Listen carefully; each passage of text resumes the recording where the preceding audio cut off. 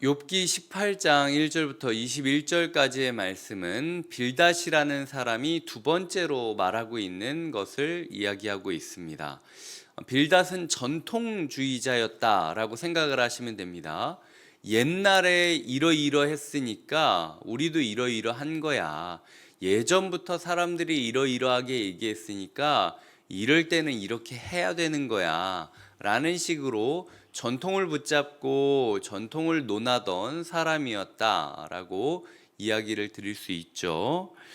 순서대로 오늘 쭉 이야기를 드리면서 묵상을 나누도록 하겠습니다. 제가 이 빌닷이라는 사람이 3절에 보면 어찌하여 우리를 짐승으로 여기며 부정하게 보느냐라고 이야기를 하는데요.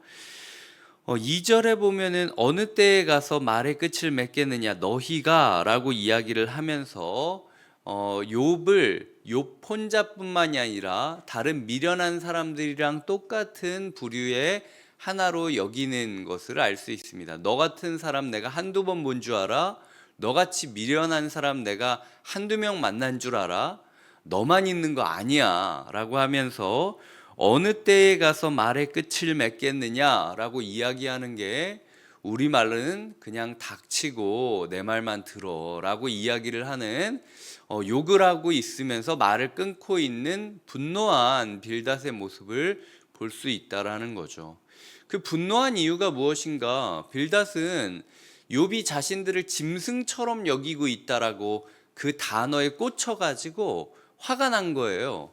근데 사실 짐승에 대해서 제가 오늘 새벽에 좀 찾아보니까 먼저 소발이 11장에서 들나귀 새끼 같다라고 욥을 비아냥거리는 장면이 나오고, 그래서 12장에서 욥이 야, 너 나 들나귀 새끼 같다라고 이야기를 했는데 지나가는 짐승한테라도 물어봐라. 나처럼 얘기하지 않겠냐라는 얘기를 하는데 그 말에 빌닷이 딱 꽂힌 거예요. 맥락은 확인하지 않고 그렇게 욥, 너 어떻게 우리한테 짐승 같은 놈들이라고 얘기할 수 있어? 내가 7일 동안 너의 곁을 지켰는데. 사실 시작점을 찬찬히 생각해 보면은 야 소발 너 네가 그렇게 얘기하니까 욥도 그렇게 얘기하잖아 이렇게 얘기해야 되는 건데, 소발에 대한 이야기는 싹 빼고 빌닷은 욥의 말만 듣고 있고 거기에 자극을 받는 모습을 그리고 있다라는 거죠. 오늘 우리가 발끈하는 이야기, 발끈하는 그 대화들 가운데 특정 단어에 꽂혀서 그냥 화가 빵 하고 터질 수도 있다라는 겁니다.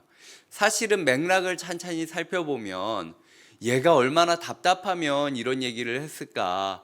옛날에 이런 이야기를 들었으니까 얘가 지금 스스로에 대해서 이런 식으로 얘기하는 거겠지라는 식으로 이해를 해줘야 되는데, 그냥 짐승이라는 단어, 뭐 사실 욥이 대놓고 삿대질하면서 니네 짐승 같다 이런 얘기는 안 했거든요. 근데 그럼에도 불구하고 오해하면서 분노하고 있는, 그리고 함부로 분노하면서 입 닥쳐라 라고 강하게 이야기하고 있는 말실수하는 빌닷의 모습을 오늘 볼 수 있다라는 거죠.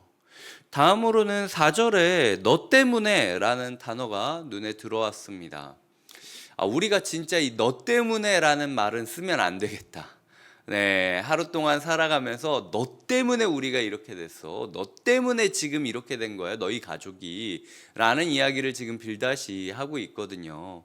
누군가한테 함부로 너 때문에 라는 말을 쓰면 안 되겠다 라고 생각을 하게 됩니다. 사실 지금 4절에서 이야기하는 울분을 터뜨리며 자기 자신을 찢는 사람아, 뭐 학자들마다 이게 너무 과격한 표현이다 이렇게 얘기하는 사람도 있지만 저는 욥의 현실을 잘 묘사하는 표현이라고 생각해요.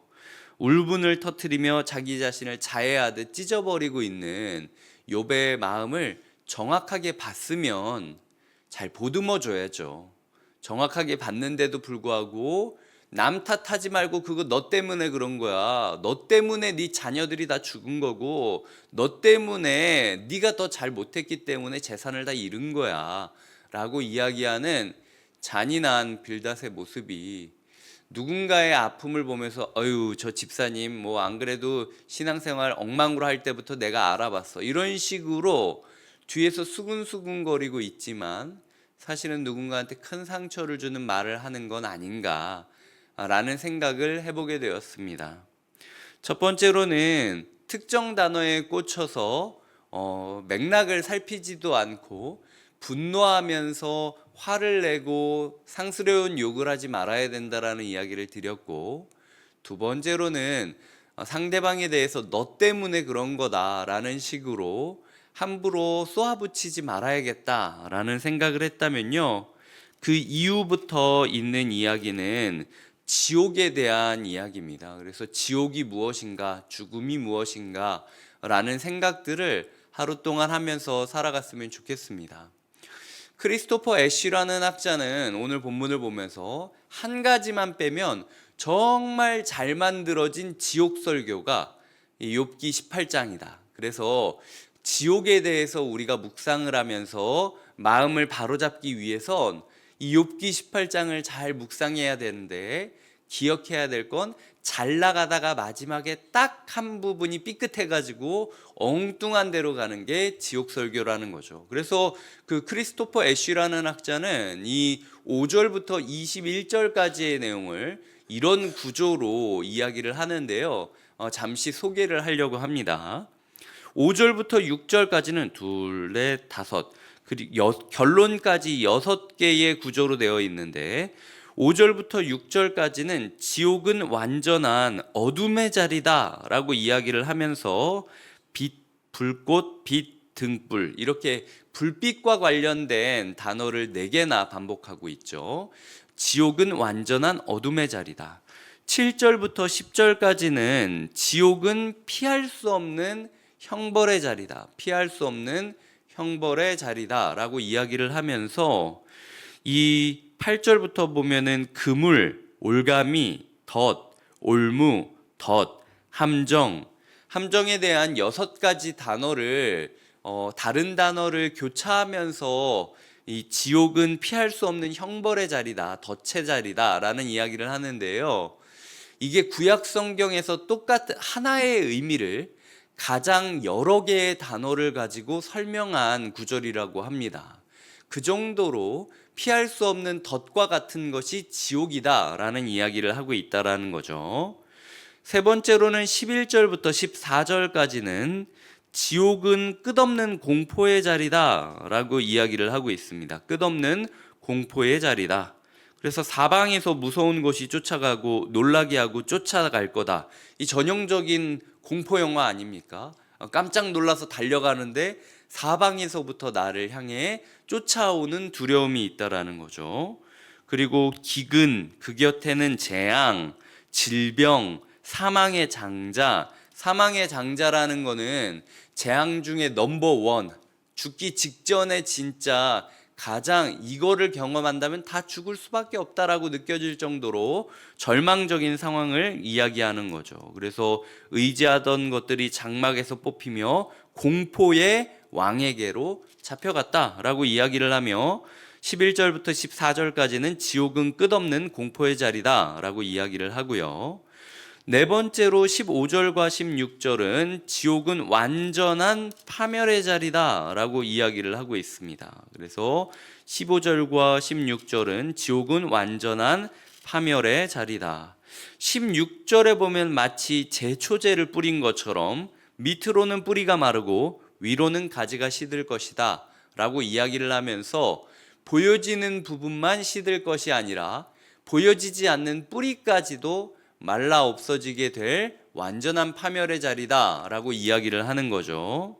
그리고 17절부터 20절까지는 지옥은 무서운 분리의 자리다, 무서운 분리의 자리다 라고 이야기를 하고 있습니다. 그래서 세상에서 쫓겨날 것이다, 광명에서 흑암으로 쫓겨 들어갈 것이다, 백성 가운데 후손도 없고 후예도 없을 것이고 남은 자가 없을 것이다 라고 이야기를 하면서 완전히 끊어지게 되는 무서운 분리의 자리라는 걸 뜻하고 있죠. 여기까지 요약하자면 지옥은 완전한 어둠의 자리다. 5절 6절. 지옥은 피할 수 없는 형벌의 자리다. 7절부터 10절.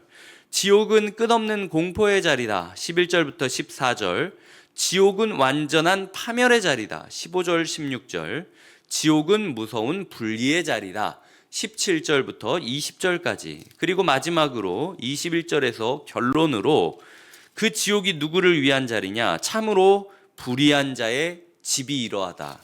지옥은 악인들을 위한 자리다 라고 이야기를 하면서 결론을 맺고 있다라는 것입니다. 그래서 크리스토퍼 애쉬라는 학자가 이 구조를 가지고 완벽한 지옥 설교를 그리는 것 같다. 이 본문을 들으면 야, 진짜 지옥이 무서운 거구나. 우리가 지옥에 가지 않기 위해서 아까 이야기했던 것처럼 하나님, 제가 완전한 어둠의 자리로 들어가지 않게 해달라고, 하나님, 피할 수 없는 덫으로부터 나를 구원해달라고, 저 끝없는 공포로 함몰되지 않게 지켜달라고, 완전히 파멸되지 않도록 제 손 붙잡아 달라고, 무서운 분리의 자리로 들어가지 않도록 제 곁에 있어 달라고, 하나님, 제가 악인이 아니라 의인으로 살아가게 해달라고 기도하는 것이 우리에게 필요하다라는 것이죠. 하지만 이렇게 완벽한 지옥 설교를 했음에도 불구하고 빌닷이 치명적인 실수를 했는데, 그것은 바로 빌닷은 의인도 지옥에 갈 때가 있음을 인정하지 않았다라는 겁니다. 인생을 살아가면서 의인도 지옥 같은 삶을 경험하게 될 순간이 있다라는 가능성을 없앴던 거예요. 잘 살면, 제대로 살면 무조건 잘 된다. 제대로 못 사니까 이렇게 못된 거다라는 식으로 도식을 만들어서 때로는 의인도 지옥 같은 인생을 경험할 수 있다라는 가능성을 제거했던 게 이 빌닷의 모습이었다라는 거죠. 예수님이 나중에 의인으로 오셨지만 지옥 같은 삶을 경험하지 않습니까? 이 십자가를 묵상하시면요, 방금 제가 이야기한 6가지의 모습을 예수님이 그대로 겪고 있는 것을 볼 수 있어요.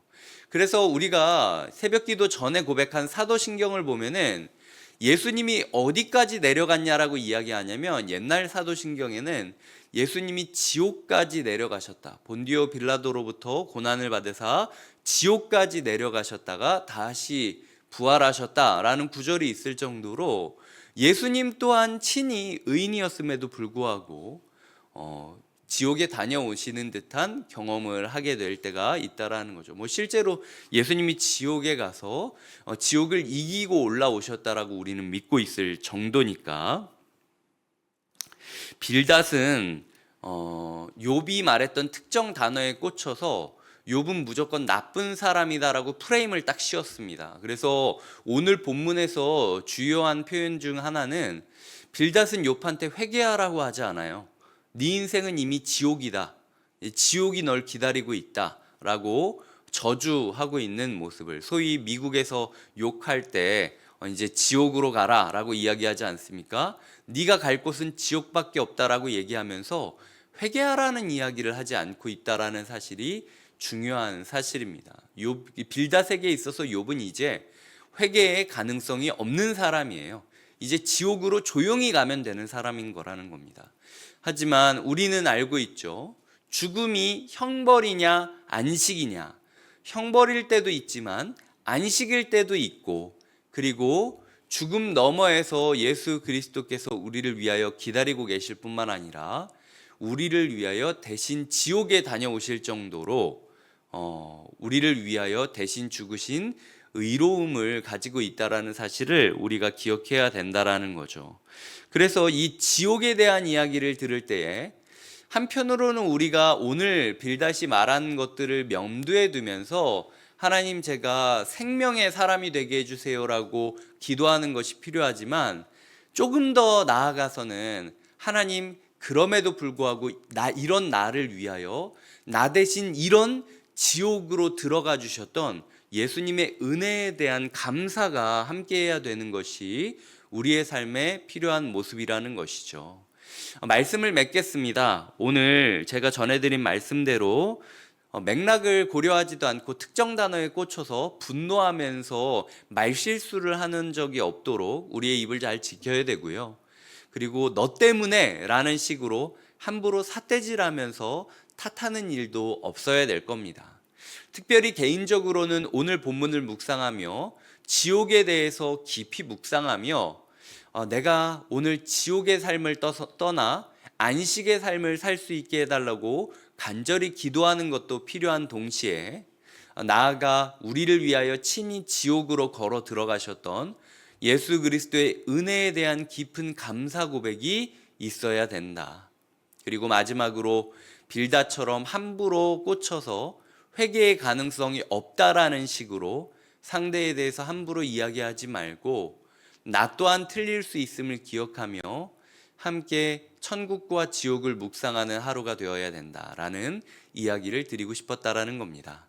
오늘 하루 하나님께서 주시는 지옥에 대한 이미지들을 통하여 우리가 더 은혜에 대해 묵상하고 그 은혜를 기억하며 하나님께 감사하며 살아가시는 하루 되시길 주님의 이름으로 축복드립니다. 기도하시겠습니다. 하나님 아버지, 빌닷을 보고 우리의 삶을 돌아보게 하여 주시옵소서. 함부로 특정 단어에 꽂혀서 맥락도 살피지 않은 채로 분노하면서 말실수하지 않게 하여 주시고, 또한 이건 다 너 때문이다 라는 식으로 삿대질하며 탓하지도 않게 하여 주시옵소서.